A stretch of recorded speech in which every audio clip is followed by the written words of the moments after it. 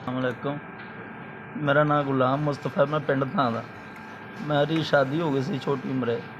मैं कोई दवाई खा बैठा मैं देसी, तो गुर्दे दा इन्फैक्शन हो गया। मैं चैकअप करवाया, यानी झटके लगन लग पा, मैनूं दंदल पैन लग पई सी। मैं उनका चैकअप करवाया तो उन्हें कहा कि तेरे गुर्दे खराब हो गए।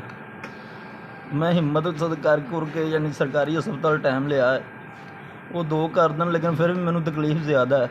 वजूद च पानी है, पेट है पिपरियां च। ते उन्हें यह गल की कि तुसी तीसरा डायलिसिस करवाओ।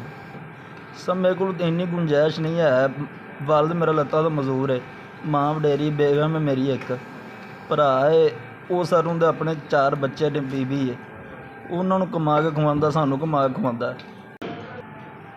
भाई जान तुहाडी मेहरबानी है, तुसी 16,000 रुपया भेजा है महीने के डायलिसिस का।